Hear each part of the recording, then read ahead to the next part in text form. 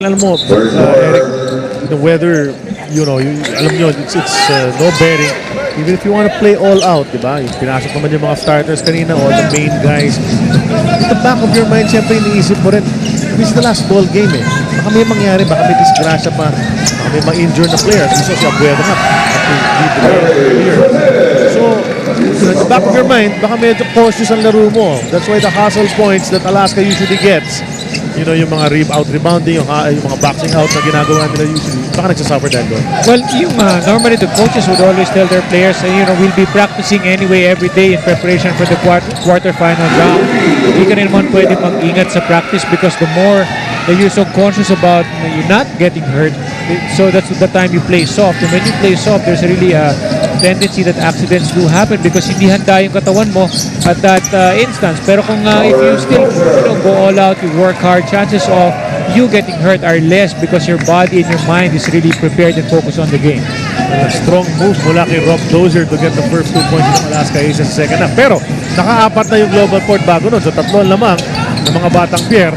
Bitin ang tira nitong si Sly Morgan. That hook shot. Ito si Dondon Ontiveros. Nick Velasco nag-start para sa second half dito sa Alaska Aces. The veterans, guys, sabi mo nga, titingnan ni Coach Luigi sino ba mga pwedeng asahan in case may ma-foul trouble na meron pa siyang pwedeng bunutin na baraha from his bench just in case magka-problema siya with the starters.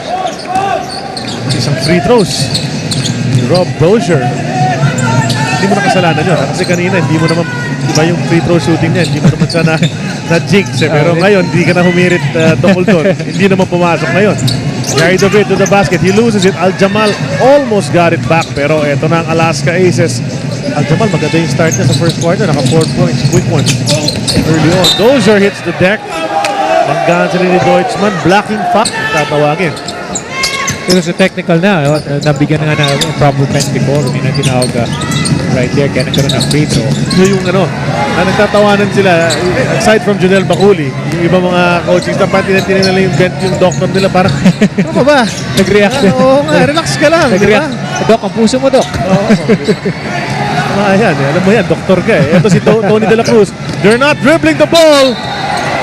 Pero hindi natapos si Dozier. He looks at Morgan. Macho ng buhay nyo, Mang Tomas, Macho, Ganado. Hindi pwede kay Dominic Uyan. Diba? Yung mga ganyan. 9 minutes, 38 seconds na dito sa ating third quarter. Lamang ng isang global port. I mean, get this feeling, Eric, na neither team will give an inch dito. Tingin ko, dikit-dikit ito. Tingnan sa lista na coaching sa manager, BJ Manalo, Even diba? Eric Arreola, played for LaSalle. John Cardell is over there. Ang dami. Guwapa naman ang move ni Gary David. He gets fouled, hitting the basket. Just have fun but compete until the end. Normal lang naman daw ang struggle ng mga new teams. Wala naman daw nagsisimula na andun kagad. Familiarity daw talaga is a process. Ipagpatuloy lang daw ang dapat gawin. At para sa mga fans ng Global Port, don't give up on us. Darating din daw ang nagliliyab na panalo nila. Balik sa Kanta inyo. yun eh. Uy, trying to protect their main man. Nagmintis ngayon sa technical free throw. Lang Alaska Aces. Dondon is open. Wala yan. Rebound ni Morgan once again. Here's Gary. Goes baseline. Sidestep. Throws it up.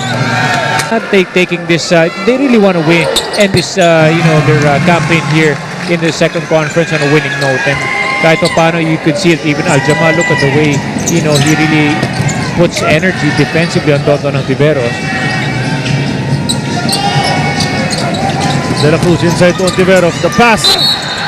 The slide mula kay Nick Velasco. Mintis sa loob nag-ooperate. And then he became a almost dead shot 3-point shooter when he went to San Miguel for a long time.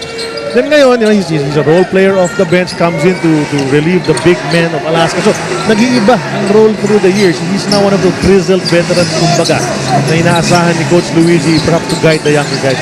Well, he's actually a true professional. Kita mo naman na maganda rin kay Nick Velasco kung naman yung role na ipalaro sa kanya ng kanyang coach.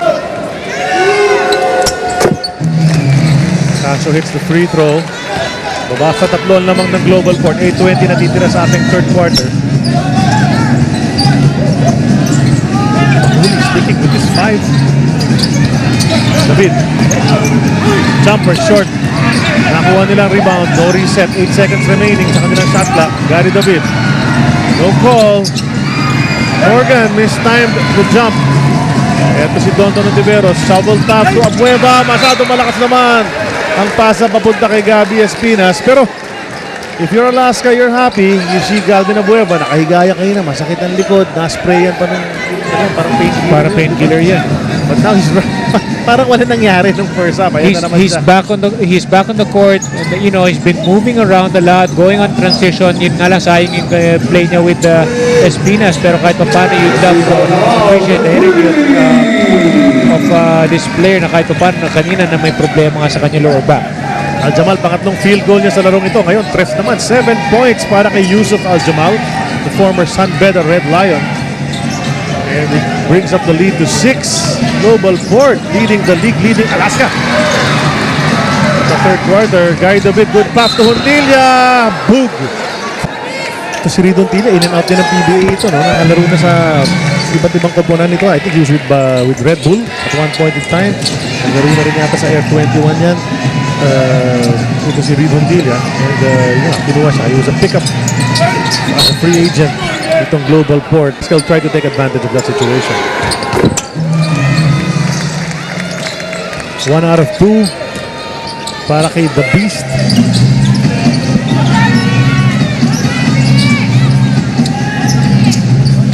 Jamal kontra Abueva. San Beda, San Sebastian ang labanan na yan. Rivalry hanggang dito sa PBA, tuloy pa rin. Morgan driving baseline, bitin ang kanyang lefty shot pero he gets fouled. Collegiate standouts here in the league. So yun yung yung UE na yan, maraming mga backup point guards na napaproduce na nakapasok sa ating liga. Yung on the other team, si Rafi Reyes. Was also a backup point guard para sa UE. And you had guys like Marcy Arellano was in the league. You had guys like James Martinez. Yung mga UE guards na yan na nakapasok dito sa PBA. Dondon, the scoop pass! Oh, ang ganda naman nun. The veteran finding Rob Dozier. And si Dozier, no fanfare. Siguraduhan lang ang laban. And maganda kay Donton Ontiveros, he went straight in the shaded area. He kept his head up. Kaya alam niya kung nasan si Rob Dozier with that nice pass. Hindi kailangan idakdak ng napakalakas. Baka maubusan pa ng energy mamaya. Ayan naman, si Gary D hitting it from 3. You know, that's what makes Gary David a very dangerous player. Aside from taking it strong to the basket, he can also shoot from 3-point range. He already has 17 points in the game. So he takes over the scoring lead. Kanina si Morgan ang may 15. Ayun, 17 na. Points, nakaagaw pa si Jason Deutschman. 8-point lead, Global Port. They can make it double figures kung makascore sila sa opensibang ito. Deutschman. Reset ang opensa, Linganay. Si Gary wants a back-to-back. Wala yan.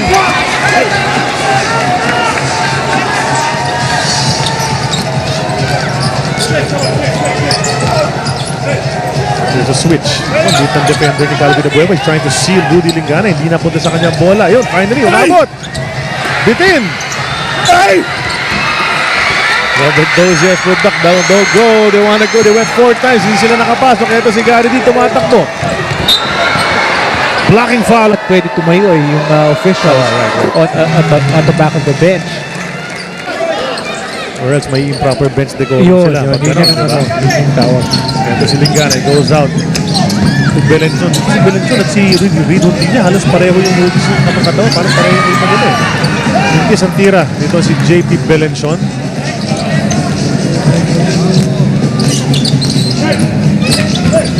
Azul, walang mapuntahan. Finally, gets to Abueva. Abueva, nag-isip yan kung paano yung didiskarte ng kalaban. The hook shot, the lean in, gets a foul mula kay Deutschman. Alvin. Make that 9. At well, it's been said time and again, Eric, pero si Calvin Abueva, mulat nung pumasok yan after the first 4 games ng first conference. He joined this lineup after the NCAA season ended para sa San Sebastian. He changed the complexion ng Alaska Aces. That's actually very true. Ang ganda ng nilaro ng Alaska and all Filipino because of the energy and the performance na pinakita ni Calvin Abueva. Lalo-lalo na dito, nagkaroon pa ng import. Still, itong si Abueva, was actually it's like, he energizes, his team all the time. He actually becomes an inspiration to everyone to be like him. Kaya nagiging masipag ang kanyang mga teammates. Gabby Espinas takes it over Morgan. Bitin yan. Rebound play. Don Ontiveros kept it alive. Binigay kay Gabby. So fresh 24 at the 3:40 mark ng ating third quarter. The pass. Nabagal yung pasa. Tinan natin kung makakompleto yung kill. Ako, hinawakan pa. Yung binti nito. Ito si RJS, hinawakan ni Rudy Lingana. The ball goes all the way out. At babalik naman sa Alaska Aces. 9-second shot clock. Kaya nagmamadali na ito si Abueva to bring it all the way to the basket. But he gets nothing. Linganay, supalpal. And Abueva, Where did he come oh, from? saan galing? Saan galing si the Beast? For a while, he had the bad shot over there. He was on the floor. Oo, eh. Bigla na lang out of nowhere. He's back on defense. Sa unang tingin ko, akala ko nga si Gabby Espinas ang sumupalpal Yun na doon. nga eh. Pero si Calvin Abueva pala si ran down. Those are the classic things that Calvin Abueva can bring to the table for the Aces, and that's the reason why they're on top right now. Yung mga little things like that will actually give your teammates, that extra boost, especially defense. Yung pinaglalaro yung kanyang attitude, and that's the reason why he's become one of the great scorers here in the league. Because of that, Charlie, na-appreciate talaga ng kanyang coach and even the coach of the other teams, because grabe naman talaga si Gary David. Day in, day out, even in practice, he works really hard, and that's also the reason bakit napakaganda ang kanyang pinapakita for Global Court. Let's admire, di ba kanina nag-report nga si Erica courtside. Sabi nga niya about ito si Gary David, na si Gary was saying, well, ganun talaga, bago yung team. At you also pointed it out earlier, Erica, sa pre-game natin. People tend to forget, akala kasi nila pag pinagsama-sama mo yung talent. Potential for Global Port. In fact, ako gustong-gusto ko yung kanilang lineup. But of course, with any new team, it really takes a lot of chemistry, and eventually everybody to really do the roles to the best of their ability, because yun ang nagiging dahilan. Guys like Rudy Lingana providing the firepower from the outside. And with that shot, the lead is stretched to 12. So sina lamang ng Global Port, 2 minutes sakto natitira sa ating third quarter. Alaska better wake up dahil baka maiiwan sila rito. Although sabi nga natin, although it's no bearing talaga sa standings, number 1 sila kahit anong mangyari pa. Gusto nga nila high note ang kanilang pagtapos ng eliminations. They have to do something quickly, but not that way. And since hindi tumama, ubos ang 24 seconds, pangalawang beses na yan na fourth ng Global Port sa larong ito. So the ball goes the other way, chance to even extend this 12-point lead para sa Global Port. Global Port, partner, naamoy mo. When get a victory in this ball game, you know they're gonna go all out from here on. Can you imagine, Charlie, yung how many losses nung sunod-sunod ang Global Port right there? PG, Don Ontiveros ang magpapahinga. So you have Hazul and Casio at the same time. So 2 ball handlers, but you see as they set, diba, partner, it's been happening all conference. One of them will play the role of the shooting guard. Kailangan talaga, and right now there's really a lot of adjustments so far. But Alaska, one guy, pag off yung isa, Hasul would step up, and vice versa. So kahit pa paano, there's actually a 2-barrel shotgun right there who can hit from 3-point range anytime. Alam naman natin sa college careers nila, they were relied on mainly to score. And they weren't the primary playmakers para sa kanilang mga koponan. And it's something that they've had to do here in the pros. As you see, nagbintis si Belención. Under a minute remaining sa ating third quarter, 13 hinahabol ng Alaska Aces.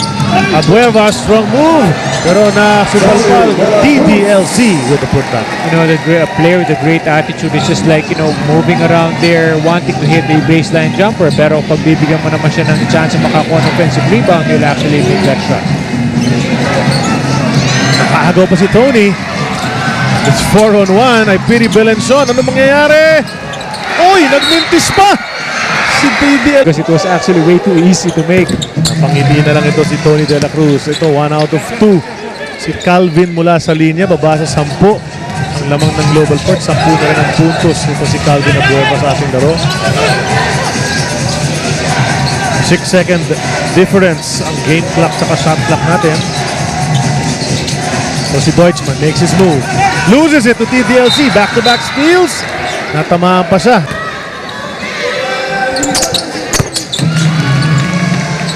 Tingnan natin ang diskarte nila. 7-0 run by the Aces.